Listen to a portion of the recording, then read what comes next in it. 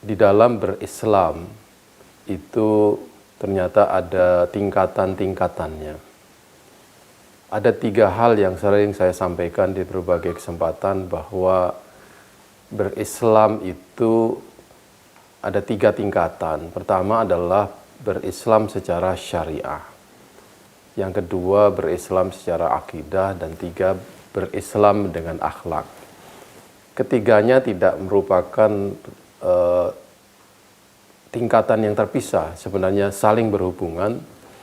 Yang pertama adalah berislam dalam pengertian ini adalah menjalankan syariah Islam dengan rukun Islamnya yang 5. Banyak orang yang merasa sudah cukup berislam dengan menjalankan syariah saja. Sholatnya dijalankan dengan baik, puasa dengan baik, ya, dia umroh, haji, dan lain sebagainya. Itu adalah satu kemuliaan dibanding dengan orang-orang yang tidak menjalankan syariah.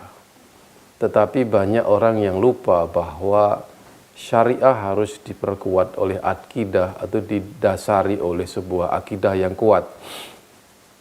Orang yang berpuasa tanpa didasari oleh keimanan, tentu puasanya tidak akan diterima atau tidak mendapatkan balasan.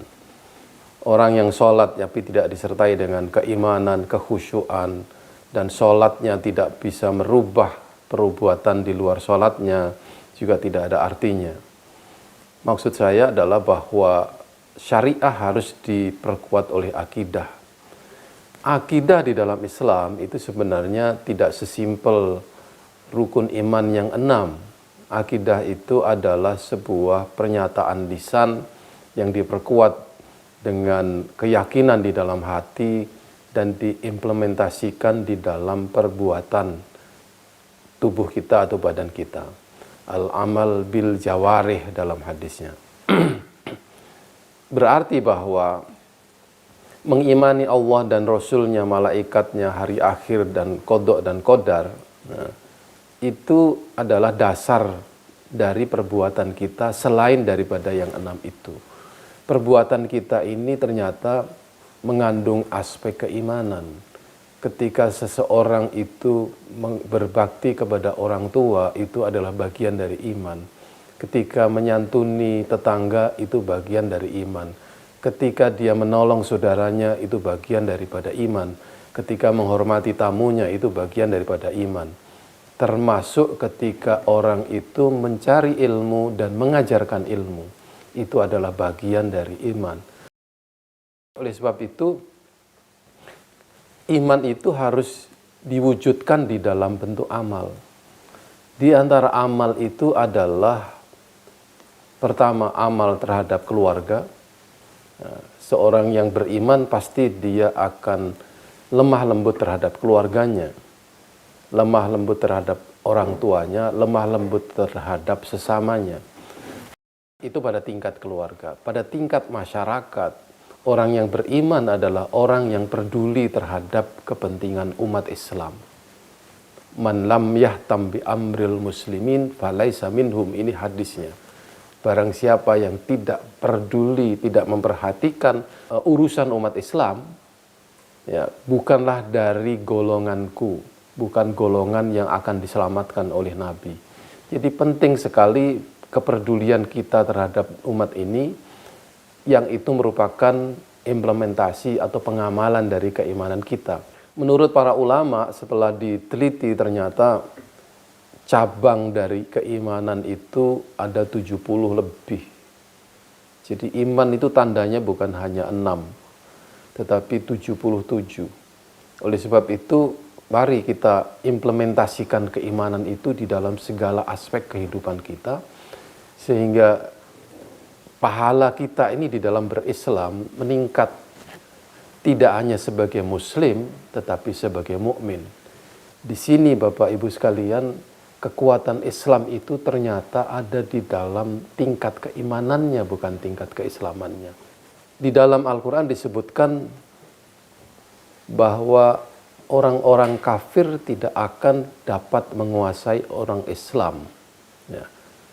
Walan yaj'alallahu lil kafirina 'alal mu'minina sabila. Allah tidak akan membiarkan orang-orang kafir mengalahkan orang-orang mukmin. Dengan meningkatkan keimanan itu, kita akan meningkatkan amal. Buktikan bahwa keimanan Bapak Ibu sekalian kuat dengan cara beramal. Ini adalah definisi dari iman. Jadi misalnya saya hanya sekedar contoh kecil saja.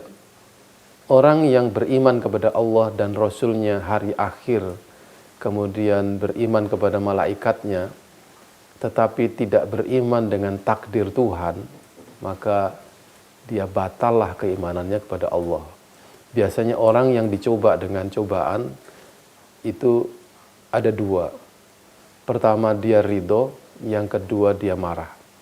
Orang yang ridho akan mendapatkan ridho dari Allah Subhanahu wa Ta'ala. Orang yang marah akan mendapatkan kemarahan dari Allah. Orang yang mendapatkan cobaan ada yang bersyukur, ada yang kufur. Orang yang kufur dia akan mendapatkan azab. Orang yang bersyukur akan ditambah dengan kenikmatan yang lain. Ini contoh daripada keimanan itu. Jadi banyak hal di dalam kehidupan ini yang menimpa kita dalam bentuk cobaan, baik cobaan yang berupa kebahagiaan ataupun cobaan yang berupa kesusahan. Orang yang bahagia harus menahan diri. Orang yang sengsara harus menahan diri dari sesuatu yang haram. Man kana goniyan falyasta'fif wa man kana faqiran falyakul bil ma'ruf.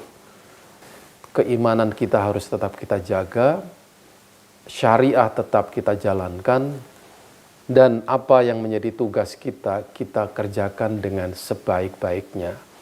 Dan yang terakhir adalah tingkat di atas keimanan adalah tingkat akhlak atau tingkat ihsan. Kalau kita berislam, sudah tidak lagi berpikir mengenai sebuah kewajiban menjalankan syariah. Kita sudah tidak lagi takut dengan ancaman surga dan neraka. Kita sudah pada tingkat mencintai Allah dan Rasul-Nya. Dan kita tidak sedikit pun melakukan perbuatan yang melanggar atau yang tidak dicintai, tidak disukai oleh Allah Subhanahu wa Ta'ala. Tingkat keislaman kita sudah pada tingkat ihsan, yaitu dalam bentuk akhlakul karimah. Kalau sudah berakhlak mulia, tentu orang yang seperti ini tidak akan pernah melakukan perbuatan yang tidak disukai Allah. Perbuatan yang tidak disukai Allah pasti juga tidak disukai oleh manusia. Dan apa yang kita kerjakan dalam kehidupan ini selalu berorientasi kepada ibadah, berorientasi kepada kebaikan, berorientasi kepada bagaimana supaya kita dicintai oleh Allah. Maka doa para ulama, berilah kami rezeki cintamu kepadaku, dan berilah kami rezeki cinta seperti orang-orang yang engkau cintai. Mencintai Allah dan Rasul-Nya itu menunjukkan bahwa kita tidak akan melakukan sesuatu yang tidak disukai oleh zat yang kita cintai. Ini kalau dikiaskan dengan kehidupan, sudah barang tentu kalau kita mencintai keluarga, kita tidak akan melakukan sesuatu yang tidak disukai oleh keluarga. Dan sebaliknya, kalau kita mencintai keluarga, kita akan melakukan segala sesuatu yang dicintai oleh keluarga kita. Demikianlah pula sikap kita kepada orang tua, kita akan melakukan sesuatu yang dicintai oleh orang tua supaya kita mendapatkan cintanya. Bapak Ibu sekalian, dalam kaitannya dengan dunia akademik, banyak hal yang harus kita kerjakan, banyak tugas ya, dalam kaitannya dengan dunia akademik, khususnya dalam hal ini adalah proses-proses yang kita lalui dalam dunia akademik dengan akreditasinya, dengan peningkatan kualitas dosennya. Kalau itu dipikirkan sebagai sebuah beban, ya, itu akan menjadi berat. Kita harus meniatkan, ya, mengalihkan niat untuk menjalankan itu lillahi ta'ala, supaya kita mendapatkan pahala. Kita tetap capek, ya, Kalau kita tidak meniatkan untuk ibadah, kita tetap capek, kita tetap letih, tapi kita tidak mendapatkan pahala. Kalau kita niat untuk mendapatkan pahala, dan kita capek kita itu insya Allah akan dibalas oleh Allah dengan kebaikan yang setimpal di dunia maupun di akhirat. Selain itu, dalam kesibukan apapun di dunia akademik, saya ingin saling berpesan, mari kita tetap memperhatikan sesuatu di luar itu. Ada hal-hal yang perlu diperhatikan kita sebagai umat Islam, hal-hal yang kita ikut peduli di luar dunia akademik. Kepedulian kita itu menjadi sangat berharga, karena sekarang ini banyak orang, banyak ilmuwan, banyak profesor, banyak pemimpin yang tidak peduli dengan kepentingan umat, kepentingan rakyat. Kepedulian ini adalah sesuatu mungkin dalam dunia akademik seperti pengabdian masyarakat. Sekecil apapun yang kita lakukan, asal kita berniat untuk sesuatu yang besar, insya Allah akan dikabulkan doa-doa kita, akan dimudahkan usaha-usaha kita. Di sini di Gontor selalu kita mengucapkan ayat yang itu menjadi motivasi bagi kita, yaitu walladzina jahadu fina lanahdiyannahum subulana.